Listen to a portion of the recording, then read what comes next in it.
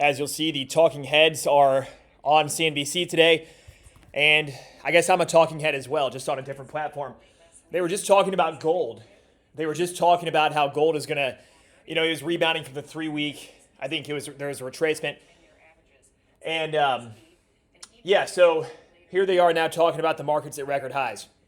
What do you guys think? There's a Fed decision today at 2 p.m. Eastern, so we're going to be watching for that. We're going to see what's happening with the Federal Reserve. I mean, ultimately, this is a market that is very bullish. It has been very, very bullish for a long time. Let me get everything pulled up here. So the question you have to ask yourself is, in a bullish market like this, where do you invest your money? There's obviously a variety of ways you can invest your money based upon your risk tolerance and investing goals. But if you are looking at $4,000 gold, for example, and I also want to think about Bitcoin, okay? So they talk about gold, they talk about the rally in gold, but think about the price of Bitcoin. Now, I know there's a big battle, and I'm probably going to get some dislikes on this video because you're going to tell me there's no comparison between Bitcoin and gold. There's going to be a lot of opinions. Some people might agree with me, but here's my thing. From a supply-demand perspective, if you think about the demand for Bitcoin, demand has been consistently going up. Now, demand for gold has been going up also. But if you're looking at the difference, and I just want to kind of make this video specifically now and go in that direction, kind of talk about Bitcoin versus gold, because, the Fed decision's coming out. Interest rates, if they stay the same with interest rates, then perhaps we don't get as big of a move in speculative assets. And you could argue that perhaps the current super cycle we're in is coming to an end and that Bitcoin could start retracing soon. I mean, after all, I think it's a 4-year cycle is what they talk about with Bitcoin, where it really has a big run. We're kind of on the cusp of that now, not the end of it necessarily, but we're kind of like 2026 would be the final push, I guess, if you're looking at the potential for it to hit, let's say, 250,000 on a big run up, and then it kind of crashes back down. So we could see that parabolic movement, and then it back down under 100,000, and it goes down through the 70 to 90% retracement period, and then comes back out of it around 2029, 2030 kind of deal, right? So we've seen this before. We know how this plays out. This has been going on actually since 2013, believe it or not.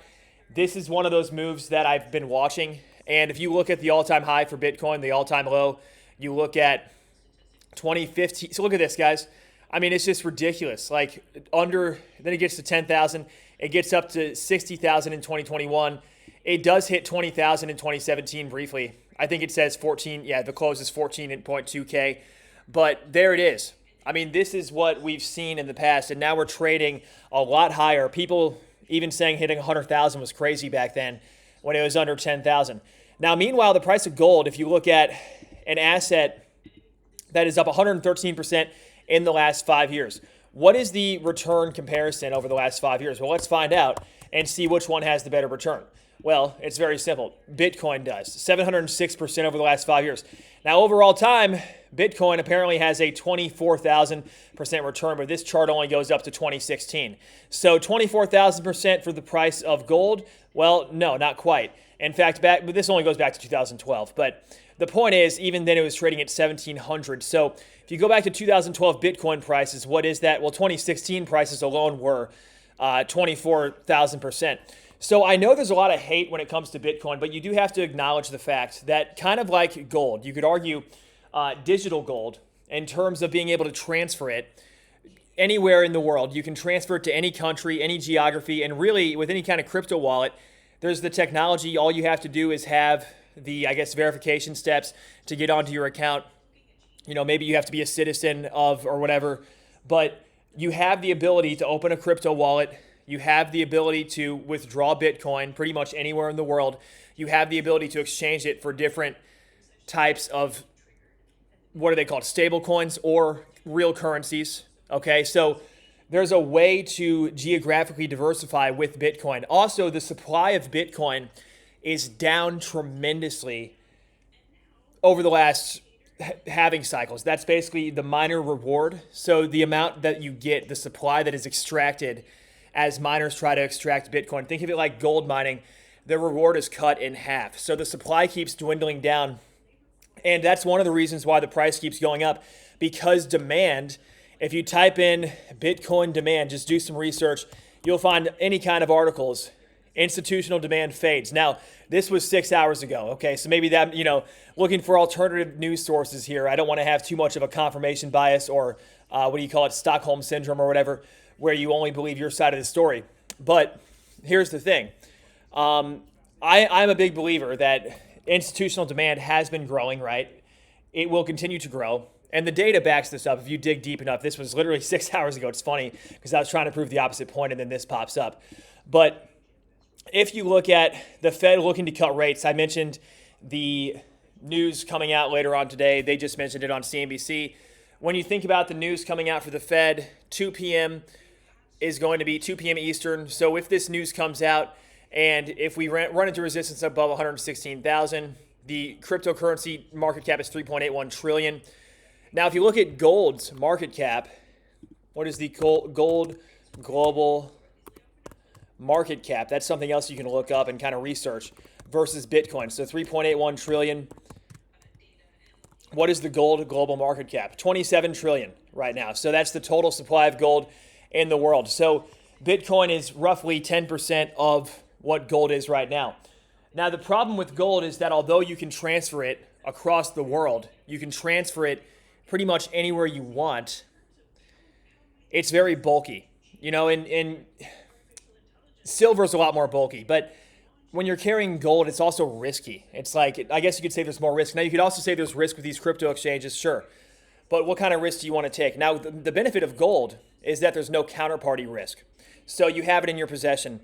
With crypto, there is that counterparty risk that you have to remember. So there's trade-offs. But if you're looking at which one has the better return profile, obviously Bitcoin. Which one has the higher volatility profile, is going to be much more volatile? Bitcoin, no doubt about it. Which one is going to result in likely higher returns over the long term? Bitcoin. That's my guess. Now, you could say that Bitcoin's a bubble and it's going to crash eventually. Fair enough. But here's the reality. Demand keeps growing. People keep using it. And people keep downloading crypto apps so they can transfer Bitcoin. And it's also, let's face it, it's used in the black market. That's a significant source of demand as well. Okay, and that demand's not going to, they can try to stop it all they want, but it's a decentralized network, so what are you going to do? There's always going to be money laundering. There's always going to be, in the U.S., there's always been money laundering, so that's another thing. But nonetheless, what other arguments are there for gold / Bitcoin or vice versa? You can say, well, gold has always been the Roman Empire currency. It's always been the currency from biblical times, and fair enough. I 100% agree with that. And I wish gold had always remained as part of the dollar, fiat currency standard. But unfortunately, every currency around the world today is a fiat currency. So if you don't trust fiat currency, there's two things you can do. You can buy real estate and gold and tangible assets, or you can buy digital assets and invest in digital assets as well. So there's the physical realm versus the digital realm. But the digital realm, just because it's digital, does not necessarily mean it's not valuable. And I think that's the thing that people misinterpret with Bitcoin and all this AI stuff as well and everything happening. Like I said, Bitcoin demand keeps on growing. Let's do some more research and try to find something. Bitcoin demand growing. And so returns to 150,000. So this one came out. Crypto Quant says Bitcoin can hit 160,000 to 200,000. And in Q4, if demand keeps growing. And this is something else I mentioned in the beginning is like, if demand does keep growing for the cryptocurrency, then why not, right? This could be the final push for the 4-year cycle that we've seen previously. So this could be what we're really looking at here is a big move in the price of Bitcoin as we approach Q4, maybe even Q1 of 26. We get that final blow off top. If it hits almost 200,000, it's going to be significantly higher, right? What was the previous high in 2017? 20,000, then 60,000 plus. Now it's 150,000. Fair enough. We're not too far off. We're not too far off from those levels. So we've already kind of hit that parabolic super cycle, but the question is, how high can this thing go? It seems to just want to keep going higher. No matter how much they try to push it down during these cryptocurrency crashes, whether it's 70 or 90%, regardless, they still cannot seem to do it. It's just like impossible for them to push this thing down too much because there's so much demand in institutions. Like I said, I'll have to do more deep dive research on the institutional demand growth side of Bitcoin and stuff. But anyway, this is just kind of a rant and rave video. I wanted to think about like gold versus Bitcoin. What is the better investment? What do you guys think? Obviously, Bitcoin has a much higher return profile than gold. Obviously, gold is physical, so you're going to be able to transfer it, do whatever you have to do with it around the globe physically. Like you're not going to, so it's one of those things. But then, I don't know. Just let me know what you guys think in the comments down below. I'm curious what you guys think. I'd love to hear your thoughts. And we will see you all in the next one. Take care.